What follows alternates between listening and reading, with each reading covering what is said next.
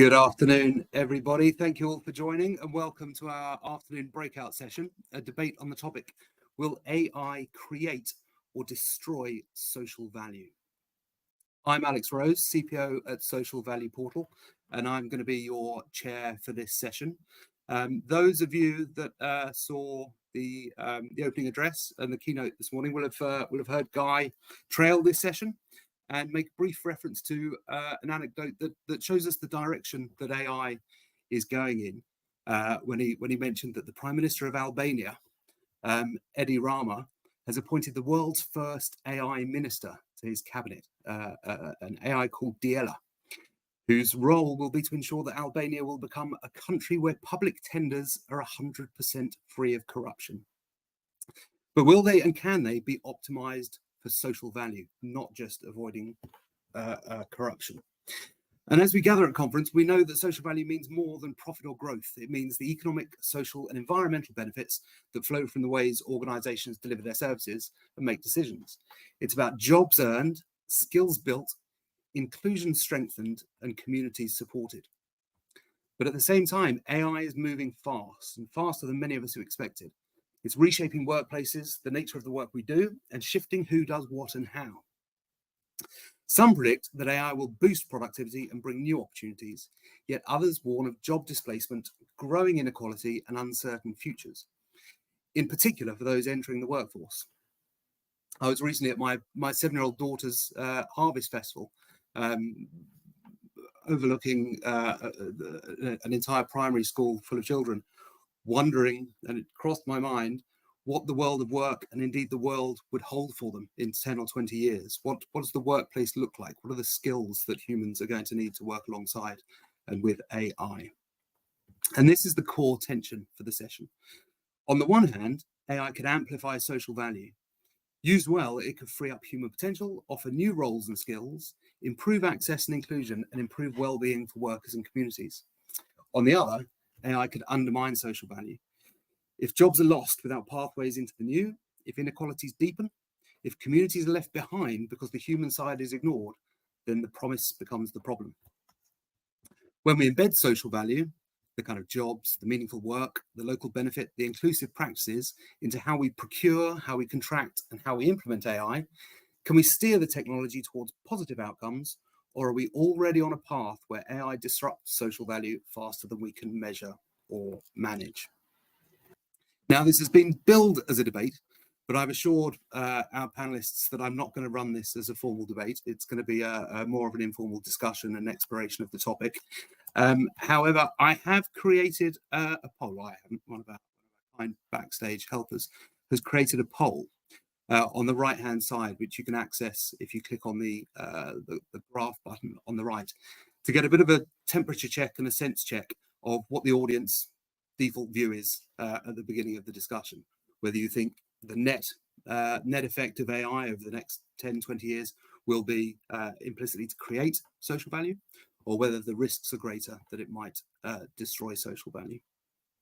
So please do let us know what your initial thoughts are, what your feeling of view is as you're coming into the session. Also, there's a Q&A on the right-hand side. I'm sure most of you will have been in multiple sessions today. You'll be familiar with that. So please do drop your questions into the Q&A.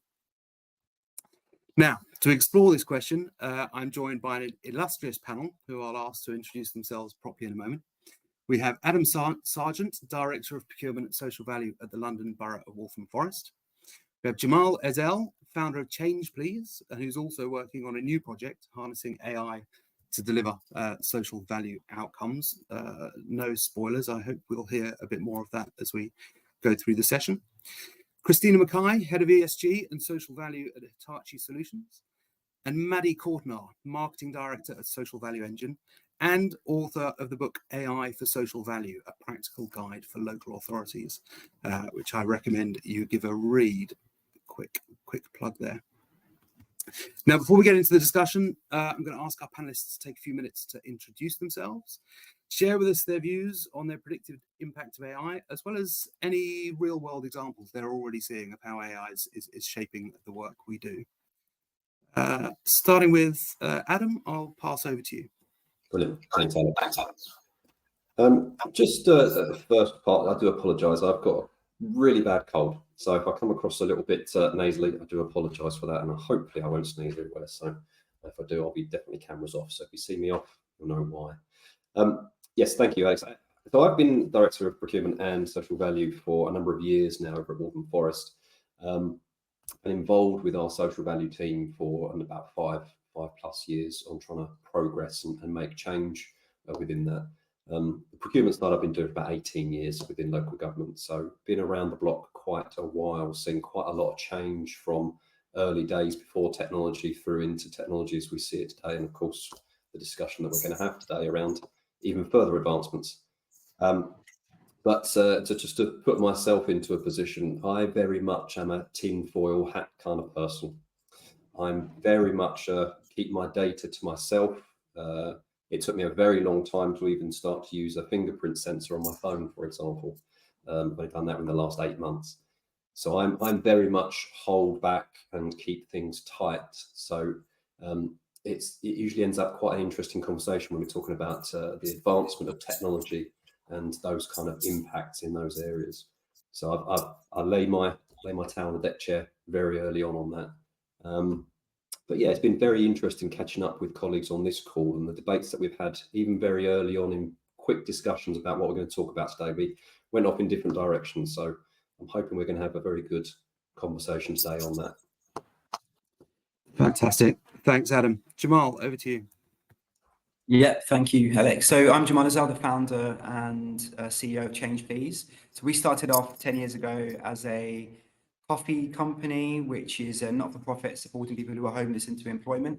We give people training to be baristas. We provide them jobs, housing, therapy, bank account services, and 100% of the profits we generate from selling coffee goes into lifting people out of homelessness and into employment.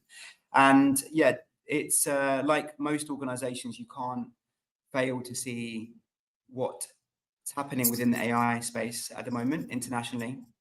And also, like Alex, you were saying, start thinking how this is going to change our lives and the lives of our children in the future. And, you know, the more we looked into trying to take this as an opportunity as opposed to a threat, we looked at the potential, how do we adapt our work of tackling homelessness and implement the, I think, incredible technology of AI to try to kind of increase that social value. What we've now launched in partnership or now funded by the Cabinet Office, and a trial is starting in a few weeks with Southwark Council, and researched by King's College London and the Centre for Homelessness Impact, is an AI solution which effectively firstly prevents people from becoming homeless in the first place. So it gives them access to knowledge in 109 languages. It supports councils to give those individuals who are perhaps starting to miss council tax payments early intervention towards the information that they need to be able to stop them becoming homeless. You can upload a letter or a bailiff notice or a court letter, which will then translate it for you, but it will also then tell you whether it's legal, whether it's valid, and then write you a new letter that you can then send back to that organisation. So we first thought that councils would actually see this as potentially a bit of a threat, you know, in terms of it might be doing the work that employees of councils might already be doing, and therefore create work displacement. As soon as we started presenting it to councils, it was the opposite. They started to brainstorm ideas and think about ideas of other niche areas which we could use this for. And that really got us thinking about how AI generally, I think, in the short term, can act as a huge uplift to social value. Short to medium, semi-medium term, I think definitely the medium to longer term is a very different story, where we're going to see a lot more displacement and a loss of jobs and talk about UBI, etc. But very much in the short, medium term, creating an increase in social value where we can give people access to knowledge, we can take off the drudgery and monotonous jobs for organisations such as councils, who will then free up time to be able to have more human level or human-centered interactions with people that they're working with. Things that AI can't do yet. I'm sure they'll definitely be able to do it in the future, but just even in the short to medium term, create that space where we can free up the monotony of doing things like discretionary payments in councils for people who are homeless, for filling in forms, giving basic advice that you can offshoot elsewhere, waiting months to get access to a translator when AI can do that. All of those services can get access and knowledge to people quickly, efficiently, and free up services to be focused on other areas which AI can't do and robots can't do. So yeah, I'm very much of the opinion that short term, medium term, we're going to have huge social value, an increase in jobs, looking at things like data centers and production where people can upskill into areas of opportunity. And then medium to long term, it's going to create displacement and perhaps a semi-dystopia. But I can speak about that later.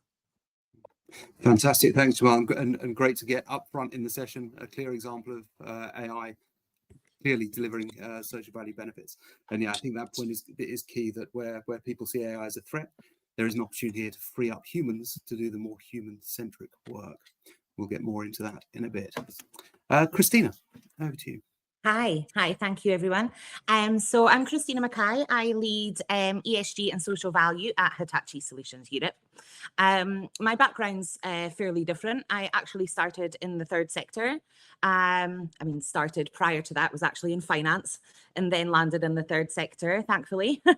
And I spent over a decade working with charities, non-profits. It really gave me a deep understanding of what social impact could look like, what it looks like when it's done really good, and also what it looks like when it's maybe not delivered as good. That's not to say that the intention wasn't there to begin with.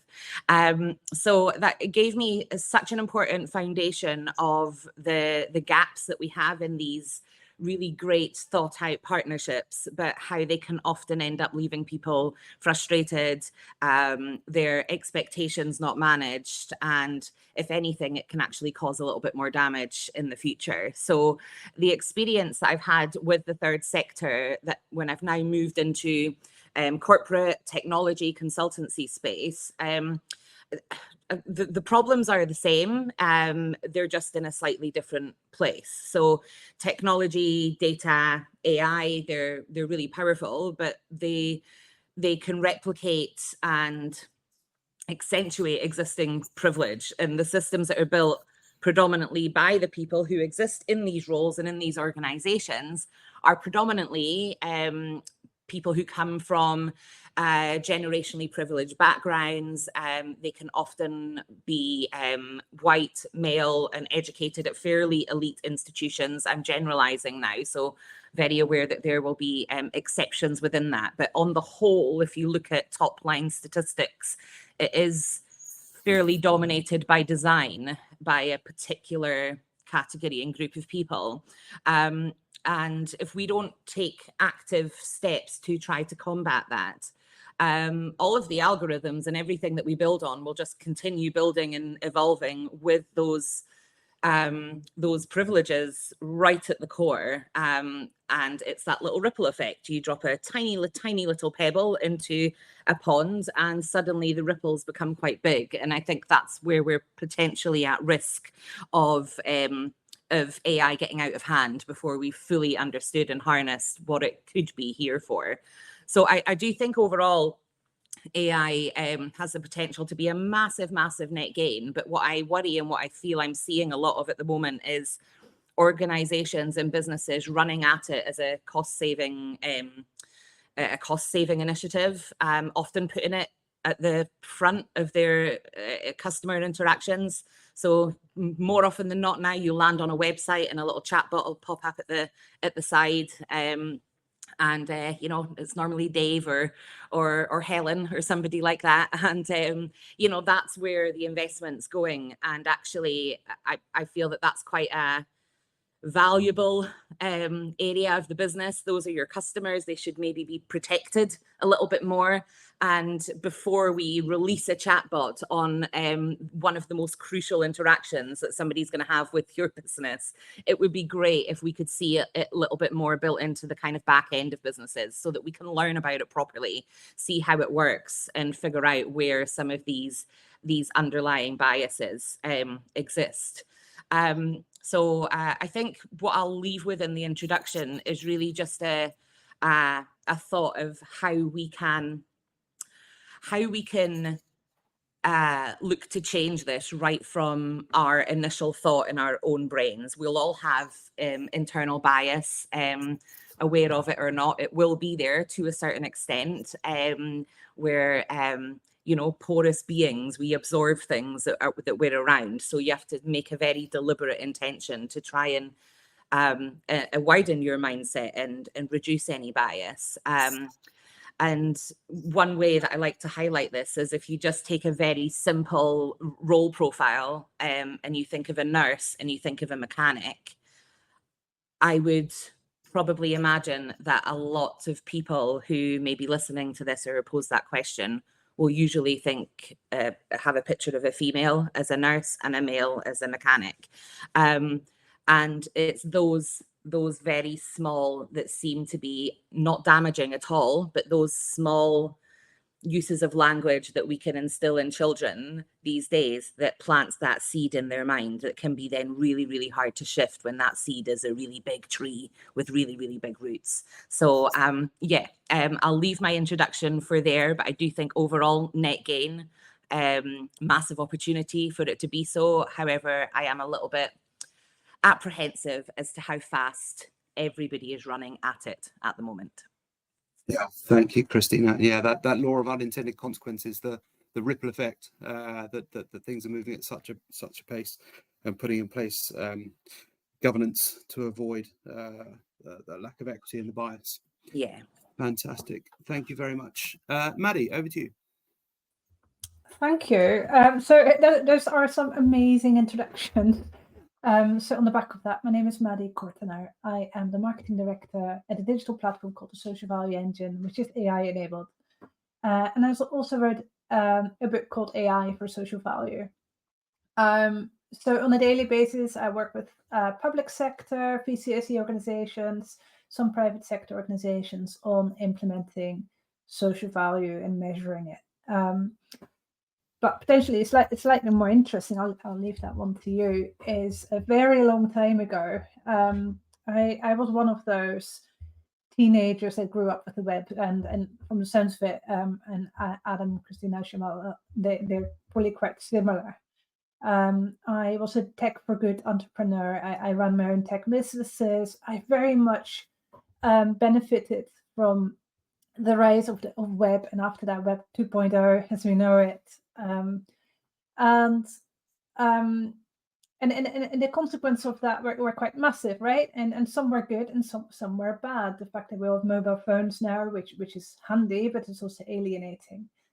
At the early days of the web, if you like, we had this vision. Google was still for good, right? Don't be evil. We all wanted it to be a good thing. Wikipedia was massive.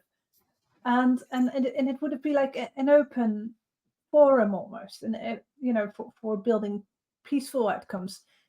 And instead, here we are, 2025, and the power of the internet has become concentrated in the hands of 5 companies. And we thought being connected would democratize things, but instead it's actually ended up in the hands of the few, if you like, and potentially widen some of these inequalities. Now with AI, we're at that fork in the road again. We're connecting, but more than that, we're allowing AI to make decisions for us. We're allowed to determine who gets the opportunity and who doesn't, because like Christina said, every time we make a decision based on AI, you actually train an algorithm, and we're encoding our own values, whether we want to or not. And right now, I'm sure you've seen on the news, I believe an AI bubble is about to burst.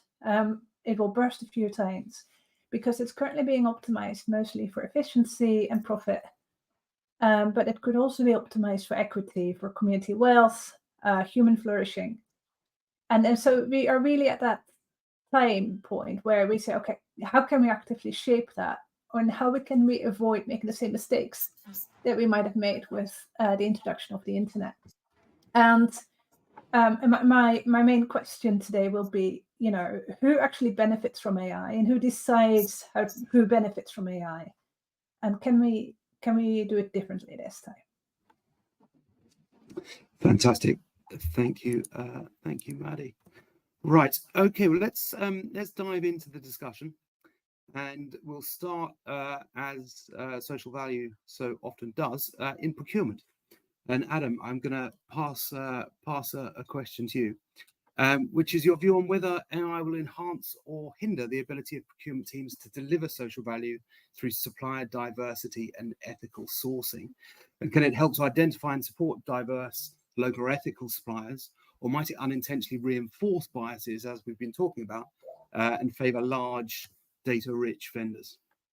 Thanks, Alex. I would say it's a huge question, but it's the question I wrote and I've got to respond to it, so it's my own fault. It's an interesting one, and I'm looking at some of the questions that are coming up as well. I know we'll pick them up separately, but it does kind of lean into the kind of things I really want to put forward today. As you say, a lot of the stuff that we're going through, whether it's buying, whether it's providing, we have to go through usually some form of procurement route, whether it's private or public.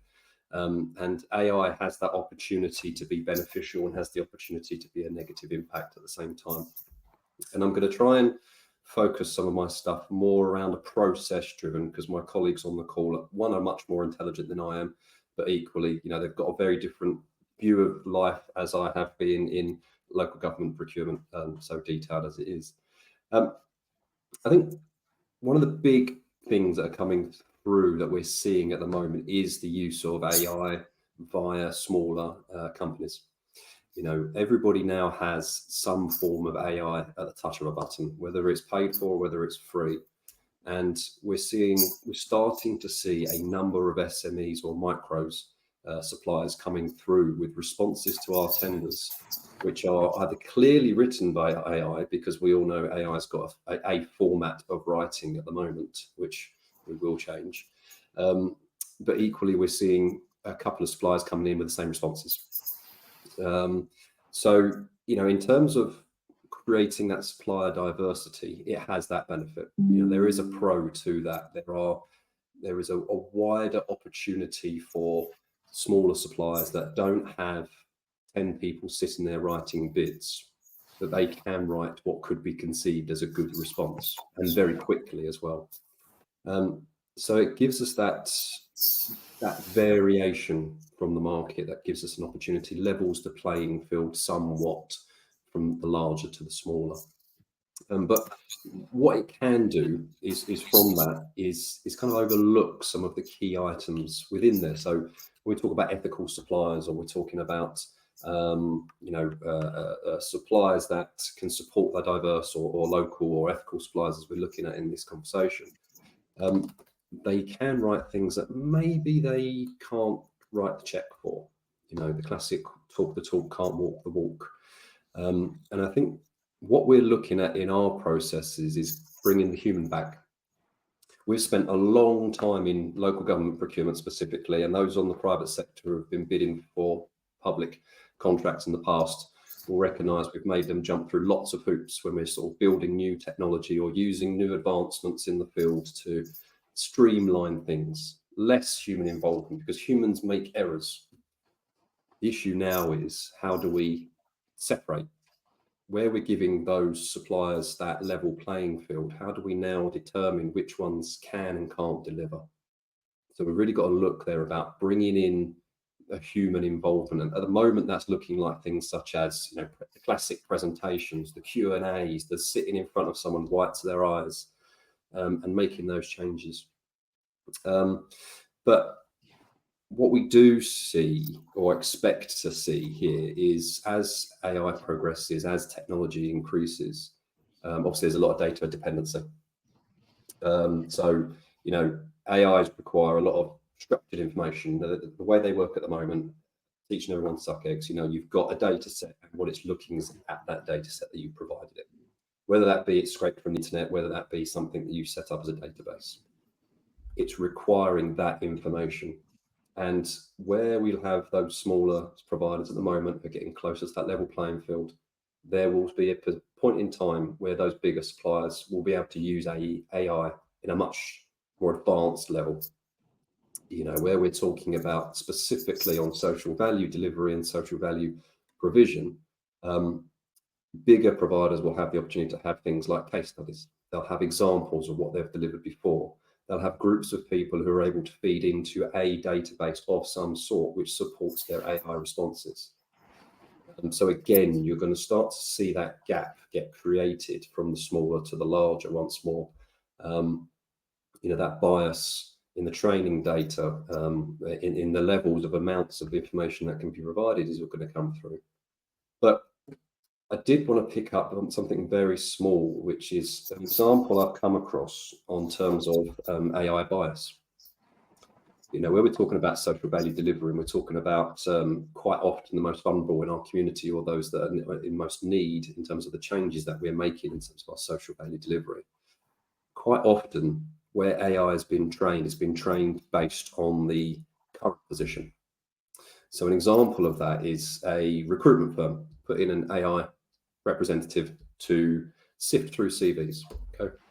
The idea was it reduces human bias from male or female or other, whether they've certain backgrounds, certain schooling, that type of thing, but it's based specifically on the CV and it's built on those. Well, unfortunately, the AI was created based or generated based on the current standard of CVs, or those that were currently accepted CVs as good. Those were all white men of a certain age. So the AI itself, when it was doing its piece of work, there's no bias, it's not looking at names, it's not looking at gender. Well, actually it is unconsciously for an AI, unconscious. It's based on the information that it was provided. So the reason I bring that forward is we could end up in that same position when we're talking about social value delivery. If we train something or we base something on what we consider as good now, with all of our human involvement, our biases that we have attached to ourselves, we may inadvertently create that pathway of AI being scoring, evaluating, basing what we believe to be good now in 2 years, 5 years time, and we'll lose a dearth of information or skill sets or experience that we could get from a social value delivery. So yeah, quite a bit ups and downs in my eyes from what we can get and can't do from social value with AI. One small piece, and actually you're going to try and shove me on, just one small last piece. Those of you will have heard of things like dead internet theory. That's where what we've got is we've got AI putting bids in, and as a procurement person, I'm going to be looking at how our AI can help me do the evaluations. So we could end up in a position where we've got bots talking to bots, we've got AIs talking to AI, whether that human involvement. And we're getting very close to that, which is again why we're looking at this human interaction. How can we get involved and how can we do things? Yeah, and I guess that's kind of a vicious cycle, as Maddie alluded to, in that if the initial kind of answers that AI and the conclusions that it's coming to based on that flawed initial data set become part of the canon and the data set, it's self-reinforcing. Not to mess up the timing too much, but we've heard quite a bit today about the importance of understanding local needs and understanding local communities, and really having focused, meaningful social value commitments that are going to have the impact that we want. Is there a danger that AI actually I think it's is it Craig's question? It's hiding behind the thing, the top question at the moment. Is there a danger that AI is just kind of doing the science answer rather than the people-based answer, and how might we avoid that? Are you opening up to all of us, or just? Yeah, if you give us a brief answer. If that's yes, a brief answer. There is a concern on that at the moment. I mean, it's the thing about it is, especially with the use of AI, it is a tool at the end of the day. It's the same as what we consider around bid writers in the past and continue to have. You have expertise specialists who write these things and deal with it.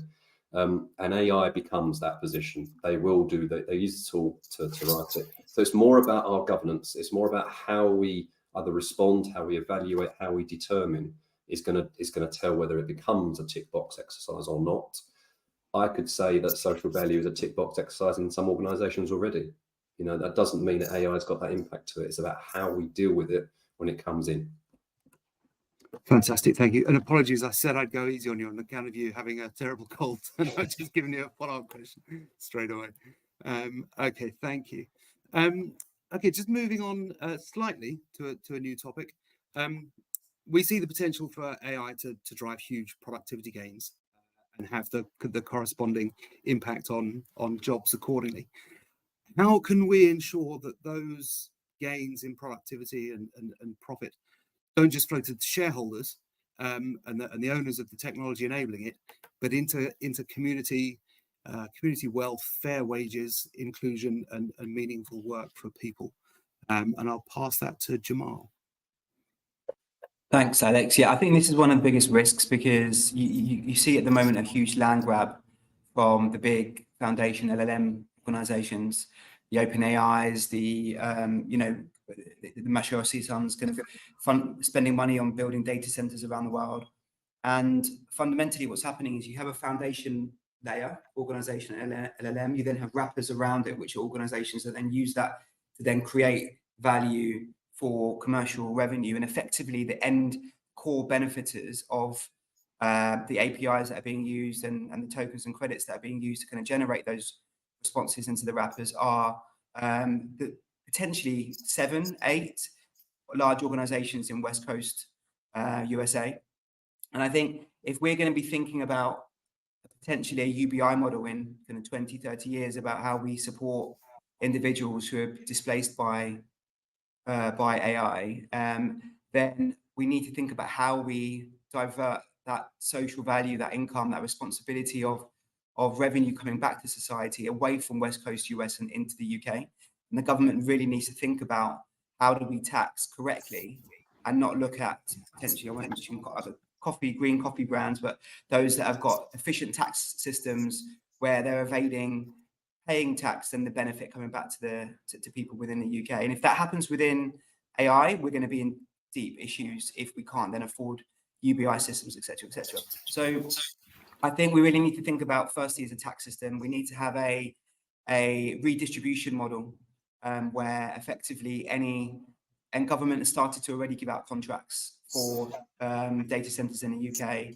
already. We need to already embed how that tax, how we tax that money stays in the UK. If we're going to give those organizations money, we need to make sure that we can effectively use that to benefit people in local society. That's one element. Someone's started drilling behind me, apologies. And effectively, it's also looking at how in the generation of those data centers or in building that local wealth in that short-term benefit, how do we create as much employment for individuals to effectively firstly be retrained so that they can know how to work in, build, manage data centers, as opposed to people being brought offshore to start building those, and then effectively be there to kind of maintain and develop those data centers as well. So I'm at the Claremont Hotel in Victoria, and someone's just started drilling behind me, apologies. So effectively, we really need to think about who we're giving contracts to, who's benefiting, and how we ensure that those in local communities who are most vulnerable can benefit by being retrained, reskilled, and that revenue stays in the sovereign wealth as opposed to going offshore. Okay, and I'll open it up to the group. In terms of those communities where their work, their jobs may be in the longer term, the medium to long term, replaced by AI. What are the sort of skills, training, jobs? What can local communities do to mitigate that risk? That's me. So one of the areas is retraining. So going back to Adam's point around people using AI to fill bids and tenders, etc. I think if you just log on to ChatGPT and put in a prompt or copy and paste a tender proposal and then ask it to fill in that information, it will give you a standard response. That's probably why I'm seeing lots of organizations having the same answers. I really see a disparity between some people who are not using AI at all, people who are using AI as a standard LLM, logging on, putting in information, and then those who are perhaps slightly more advanced. If you are able to work out and understand how to train an LLM, change its weights to really develop a RAG system or a CSC or a PSC, which has advanced knowledge about your organization, about the challenges in society, really what the procuring organization are looking for, and they are able to use AI in a more advanced way, they are already having an advantage over people who are on the rest of the spectrum. And I think that disparity is already causing challenges. And I think if we're going to do the first thing correctly, we need to ensure that as much of that knowledge of how to use AI properly and how it can benefit people in the correct way, and you're not getting those standard responses that everybody is just plugging into the same tender, I think that's the starting point. Because by re-educating people, by upskilling people to use it correctly and to perhaps a more advanced knowledge base, I think that's going to give people a jump start ahead of other people that perhaps aren't. So yeah, we're already seeing that disparity, and we just need to ensure that even to the people, and that's what we do. We've got buses that go around London providing things like haircut, showers, clothes washing, and we're providing a digital literacy training session which incorporates AI to people who are even in the most vulnerable, and to try to make sure that they're not on that disparity gap. And organizations like Ernst & Young have got now a partnership with Microsoft where they're doing something very similar, giving people in local communities access to AI training programs. So when we're talking about keeping jobs and learning new jobs, of course, lots of white collar jobs are going to be displaced, but those who are taking that first step forward and learning how to keep up with those changes are going to be the ones who benefit quickest. Yeah. I think we've got to understand that it's going to be critical to give young people or retraining people those digital literacy skills and those AI literacy skills to be able to operate in the future workplace. That brings us nicely on to the next question, which I'm going to pass to Christina, which is, could AI become an equalizer? Or do you believe it could widen the gap between those with privilege and those without? We've talked a bit about equity. Yeah, it's an interesting question. I think I almost contradict myself in ways when I answer this question. I definitely believe that there is potential here for it to be an incredible equalizer for just the human race in general. But I think that almost the excitement that it's been released with is probably a far cry from the reality of what it's going to be and how long that journey is going to take. That old saying that exists of you only get, what is that? I'm going to get it the wrong way around now. You only get out as good as you put in. That's the polite way of saying it. It's definitely, there's definitely something really important in that. When I consider this question, and also the fact, I can't remember who it was, but somebody touched on it earlier, it may have been Adam, but the fact that AI is basically a puller of history and data and facts and fiction that has not happened, that has already happened. And yet as a race, as humans, we are quite ingrained to be quite future focused by default. We kind of know that the only way to progress well and successfully and sustainably is by learning from our experiences in the past, but then also using them to innovate for the future.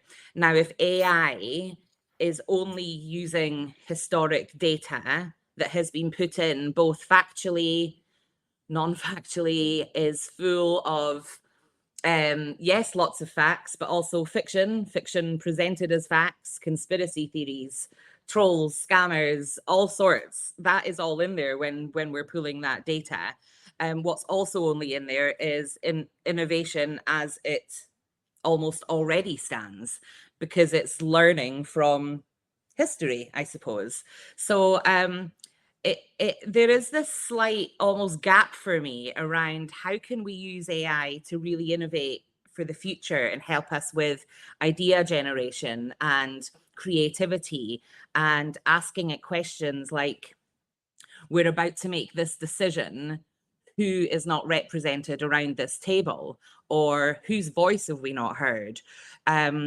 Almost use it to ask open questions and explore curiosity in a safe environment, maybe not with your colleagues if you're scared of asking silly questions or something that you should know. That's where I think it's really great to be used as that sort of sounding board that can then help accelerate some of these areas of where we struggle with a natural equity balance. So I think to draw on a few sort of key examples, it's been spoken about a little bit already. So we already know that AI is usually and statistically built by people from a certain kind of category. They're, you know, often echo chambers almost. And if we look at the gender split within that, women really only make up around a quarter of the data science workforce.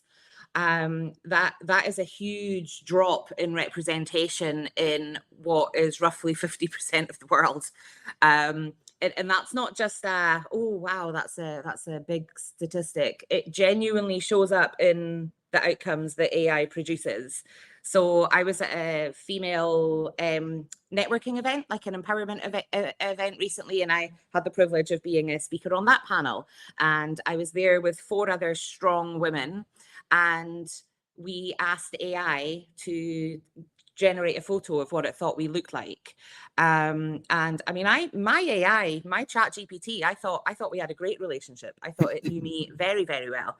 And it still popped up as a male, like mountain climber man, a male guy out in the wilderness with a rucksack on. So it picked up my sustainability angle, but it thought I was a male. And I've had very, how can I put this, intimate discussions with ChatGPT. It should very much know that I'm a female, but this is where those cracks really can cause problems. And that's obviously a very, very obvious example. I did not leave wondering if I in fact was a man. But if you are using this type of data to influence decisions, where we're taking the answer as the assumption of fact, that's where the worry kind of lies for me. I think just to close off, I think that what we can be doing as businesses to help these sorts of things. I mean, hearing Adam talk from a local authority perspective is just, I want to sit and just talk to everybody that we bid for business with, because at the end of the day, there's no point in us doing something that's not going to be meaningful anyway, just to tick a box. If you're going to spend the time and invest in it, might as well do it properly. And we've had a few great initiatives at Hitachi Solutions where we've trialed small pilots. I love doing little pilots. It feels safe to try something new. And we've built some of these into our programs of offerings where we are targeting people who don't have further education or access to further qualifications. And we've also had young people from our work experience week design our next work experience week, because yes, I could go into AI and ask it to just quickly whip me up a work experience program, but the best people to ask were the people who have just been through it and to get their inclusion in the forthcoming one. So I think the only way we can make AI equitable sustainably for the future is to make it all about the human, remember what it is that we're doing it for, question the answers that come from AI. It is not all just fact because the AI bot said so. And do just a second layer of fact checking, speak to a human as well. You know, find somebody who will think about things from a different perspective and have a conversation with them. My final thought that I will leave you with is, when I was growing up, I used to get told this phrase a lot. Great minds think alike. I'm sure we've all thought it at some point or heard it. Great minds don't think alike. That is the worst saying that ever exists. Let's start putting ourselves in conversations and in rooms and in discussions where we don't think like the person that's across from us, and that should give a really healthy discussion. Yeah, diversity of thought, diversity of opinion, which LLMs don't necessarily lend themselves to. Human in the loop. Always human in the loop for now, anyway, before we hit AGI. Okay, thank you. And that actually brings us nicely onto a question for Maddie, which is that we already see that AI is transforming how we interact with others, both individuals and businesses. How can we ensure that human interaction and human connection stays the norm? And rather controversially, do we want to? Thank you, Alex. And we've talked a lot about text-based AI now. We've not even gone into deepfakes, and we'll leave that for next year's conference maybe, because there's much more to AI than just ChatGPT, isn't there? But the key point is, how do we ensure that AI benefits people rather than the few lucky few in the West Coast in America? And we touched on, so Christina touched on, and then Cemal and Adam touched on the fact that it is only as smart as the data it's trained on. And I don't want to add to that, because those are really valid points. And the only thing I'll say is that, bringing it back a little bit to the topic of social value, that outcomes, and as you know, that's what we want to measure in social value, not outputs. We want to focus on outcomes. Outcomes should never be set by AI. It should always be the local voice, the communities that set the outcomes, that set the vision for how they want their community to be. And that's almost like turning that upside down. If we stop training it on Reddit data or all these forums, because we represent the demographic of males in their 30s who are slightly depressed and love gaming, right? And who are very clever and lovely, but that's what AI is currently being trained on. We can create our own LLMs that are based on people's lived experiences, that are based on the experiences of people working in charities and social enterprises, that know exactly what's going on and how people experience change and what needs to happen. But always start with your idea of utopia. And that's what we sometimes do wrong. We focus on the wee things. This is really easy because I have to write this boring email or this boring report or whatever it may be, and ta-da, it gets written for me. But that shouldn't be our ambition. If I'm just going to focus on the UK, and I shan't talk about global utopia or indeed Dunfermline, where I live, UK, and I shan't go into politics. I've been called a neoliberal before. I will stick with the point that if we look at how we want the UK to be, we want it to be a fair, everyone has, a purpose and can carry out their purpose in life. We want healthcare and education to be really good, so to be seen and to be heard. These are human interactions. And then we need to work backwards and think, okay, so how can AI support this and that? AI might be used in faster cancer diagnosis. It might be used to pull up your health record in different scenarios. In education, it might be used to do deep research into, what projects happen in South America around preservation of the rainforest, which might be really interesting for my local school. And that's just a few wee examples. But it starts with the outcomes, and then we should work our way backwards. Agreed. And I'm just going to finish off with a final question before we look quickly at the Q&A. We haven't got a ton of time left, which is, we're sort of discussing all these structural problems that would be introduced by AI and how we mitigate them. Do we see a future, and if so, over what sort of time horizon, where actually AI can answer and solve these problems in a more structural kind of AGI way itself, rather than just regurgitating data and reiterating biases, but actually recognize and mitigate those biases itself? It's effectively a question of is AGI possible, or are we reaching the limits of LLMs and that's as far as it's going to get? And if so, over what time frame? Any of you have a view on that? I know, Cemal, you might. Yeah, I think we're not too far away. I mean, Harvard University just, their recent studies effectively saying that AI has solved math, to, some of the hardest complex questions ever thought of by humans. AI has completed them, so to maths it's one of the easier things for AI to solve, because it's quite a structured response when you have the nuance of human challenges and different representations that humans can offer within a particular issue.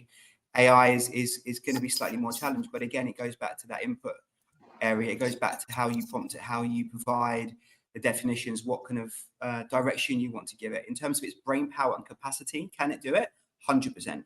It all comes down to compute. It comes down to the haves and have-nots, who's got the new BlackRock chips, for example, so the BlackRock chips, and who hasn't. That compute power is where the knowledge base sits. And then underneath that, it's who prompts it, who gives it the right information, what RAG-based system it's using to kind of answer those questions. So effectively, the power ability is there. How we use it as humans and how we get the best out of it and how we represent the answer is the question. Whose hands is it in is the question. And I think that responsibility of determining the output in the short term is where humans still have a huge value. We just need to ensure that what we put in and what we put out, we still have a human in the loop. And have control over. Yeah, superb. Thank you. Any other thoughts on that question? Any kind of sense of when AGI might come, and is there a possibility that actually the problems that social value itself is trying to address will be themselves addressed by AI and solved? No, any bets? No. I'll bite. AGI. I mean, if it happens, then guys, it was lovely knowing you all. We had a good time, didn't we? And the real joy of AI is obviously combining robotics. Let's face it. I never wanted AI to create art. I always wanted someone to do the dishes for me and do my laundry. And I just hope that this AGI will somehow love doing domestic tasks for me. I mean, that'd be amazing. But I mean, it's not necessarily a pretty scenario when AI decides or AGI decides that actually humans are complex. They pollute and they cause wars and they are, not rational. So, by humans, right?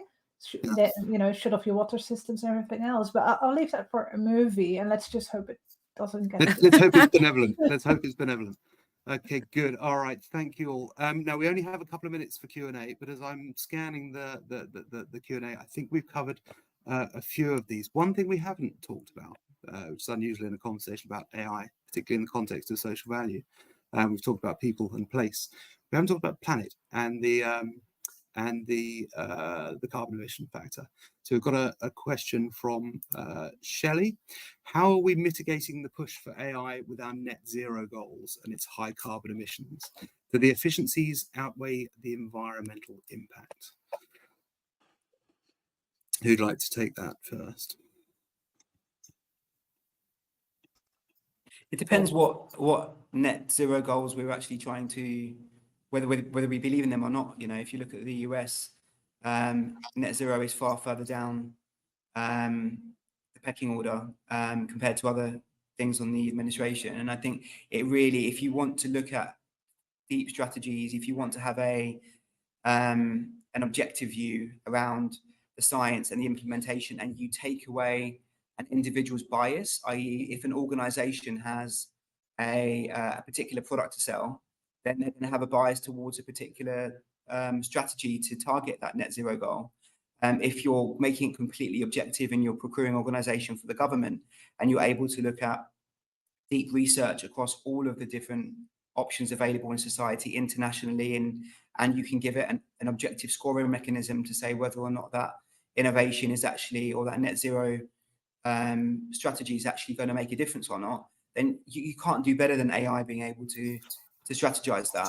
It's then taking that and implementing it, I think, is the challenge thereafter. It's does who actually will it fit into the political agenda to take that strategy and then implement it? Is there money to implement it? I think that's the bigger question than can we find the strategies that are innovative and stress tested from an AI perspective. I think that's the easy part. Yeah, and I guess the really complex and unknowable question is, are the benefits from AI offsetting the environmental impact as it stands, and will they in the future? And is there any governance or even ability to assess that? And if so, who would?